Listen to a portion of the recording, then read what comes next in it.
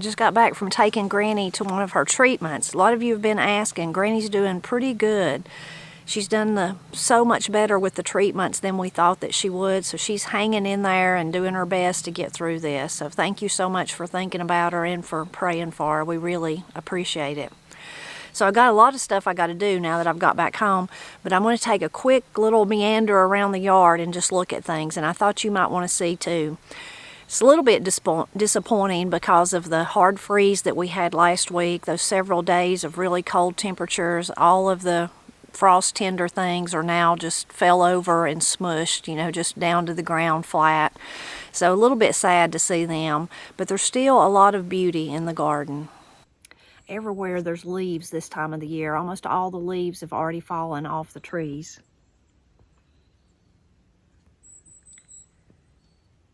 And everywhere you walk, you're just walking in the leaves.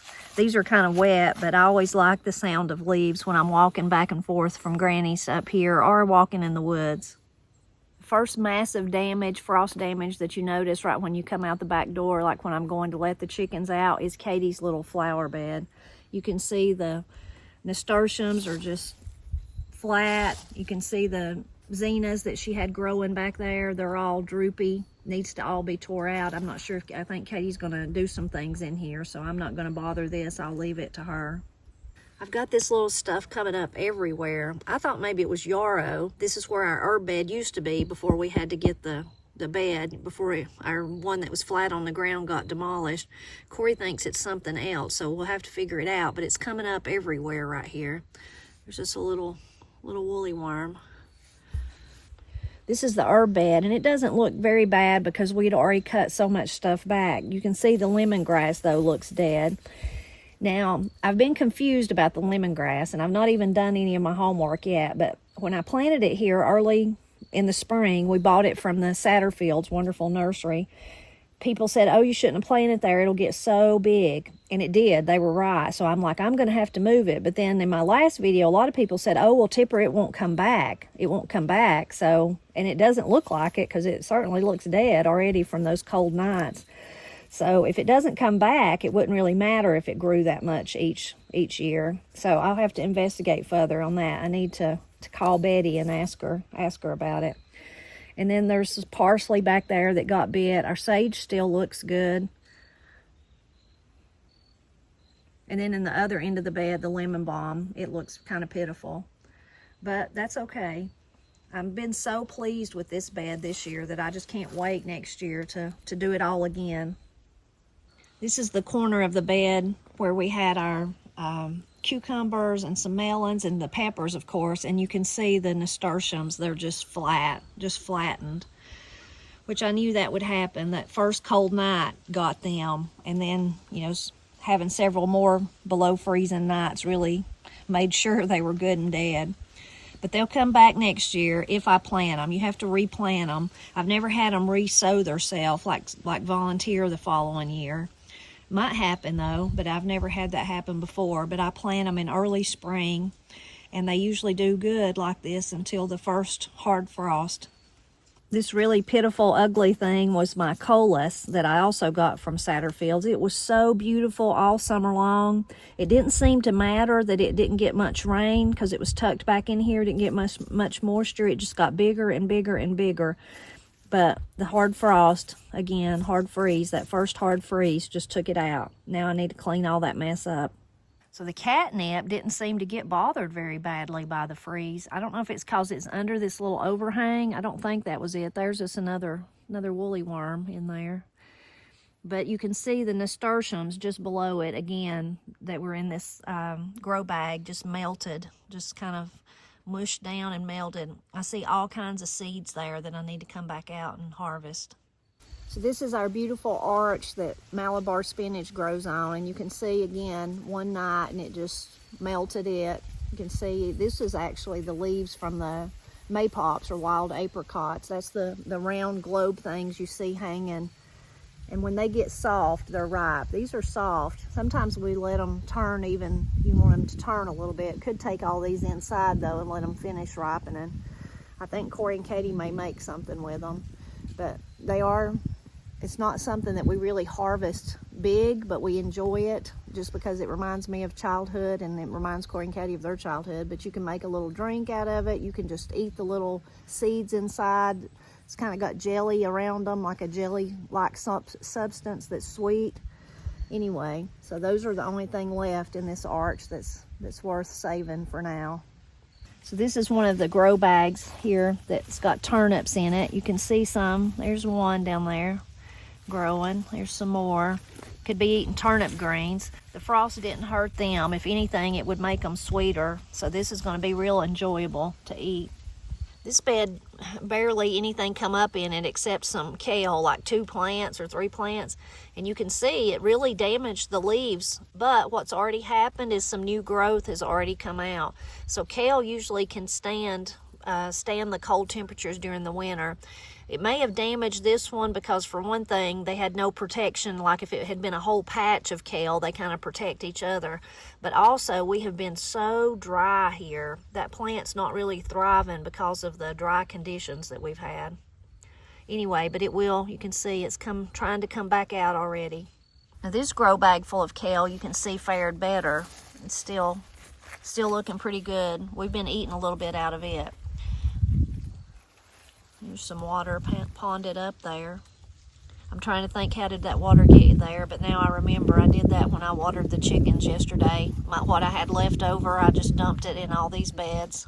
So my very few beets that I grew, they don't look that great either. The frost really hurt them, but it didn't kill them. And I do see some beets forming, so I'm just going to leave them alone. There's a little bitty beet. That one's coming up. I'm not going to get but a handful of beets, but they'll be enjoyable. And of course you can eat the beet leaves too. They're good. Beet greens are good. This bed has some of our asparagus in it, which is long since gone, of course, because it's from the spring. I see a briar that's infiltrated, needs to be cleaned out. I never clean the stalks out though. I leave them until these seeds appear and ripen and fall so that they can replant themselves. Aren't they pretty little seeds from the asparagus? Once they begin to fall off, we'll clean this bed out good, but until then, we just let it go like it will till they begin to fall off, which is later in the winter. And sometimes I help them fall off. I beat them on the ground if I'm really impatient and want to go ahead and get it cleaned out, which I need to do because I can see some sawbriars growing in this one. Matt's already tilled up our front garden. You can see though just how dry everything is. And you can see all the leaves that have fallen into the garden here too. And a lot of acorns if you look close. These floppy mums here, you can see, they're pretty, aren't they? I didn't know until I was grown that people used to call them white and yellow Octobers. Isn't that pretty? I found that in the Frank C. Brown collection of folklore from North Carolina. They're really tall mums, and they're just an old variety that Granny had. And they grew alongside her house, and then once they get so tall, because you can see this is, chest high to me, they're so leggy, they just fall over. So then you're just walking on them, they just fall over. But I don't think it was like about 2 years ago, she was down there having me help her move something, and she just insisted I bring one of them home, and I did, and planted it here. It didn't bloom last year, and this year it's bloomed, but just like they did at Granny's house, they just flop over. I should have brought out a rope or something, a piece of twine, and tied them up. But now I've got the white and yellow Octobers at my house. In this bed right here, we still have some onions growing, and the frost didn't hurt them a bit. This was my beautiful row of zinnias I had down here, and you can see they're done for. But there's a beauty in them. Even though they're dead now, there's still a beauty. Here comes some leaves, still leaves falling, but most of them are gone. But there's still a beauty, even though they're dead. This is our other kind of herb bed, really more medicinal, that Corey and I wanted to do this year. We didn't use any of it as medicine, though. We have a lot to learn. At least our first step was actually growing the plants. So we have valerian, we have feverfew. You can see the dried feverfew. First time I've ever been able to grow it, and I had to buy the plant to actually do it. Some dock, some self-heal, and then the stinging nettle over there in the end. So hopefully some of what will come back next year, especially the nettle and the feverfew. Hopefully it reseeded itself. I know the valerian will come back. This bed is a sad bed indeed. These are turnips, and you can see those that are wilted. They're not hurt by the frost. It's because it's so dry, and I've not watered them. It just hadn't been in one of those things we just haven't been able to get done with everything that's going on. It makes me want to run and get water, though, and put it up here. Maybe I'll try to do that before the day's over. And then we are forecasted to have rain in the next 3 days, but so far those forecasts have not really come true this fall. Here's more turnips. You can see them growing down there. Makes me want to get one and gnaw on it. I like raw turnips. I love cooked turnips too, though. So this is the flower bed right under my kitchen window. When I look at it now, it's just like a sea of cotton because of these white, see that white seeds in there? It's got seeds. This is my September charm anemone. This is what it looks like when it goes to seed. And it's took over this garden bed, so that's why there's so many of them that it just looks like a cotton field almost. It's really kind of lovely though, and I don't know if you can see really close, you can see the little seeds in there protected by the little white fluff. So this is one that's not broke open into fluff yet. That's what they start out like that, and then they end up looking like this, and then eventually they come apart and spread their seeds. I guess that's why they're so invasive, turns out to be. It just took them 15 years to become invasive at my house.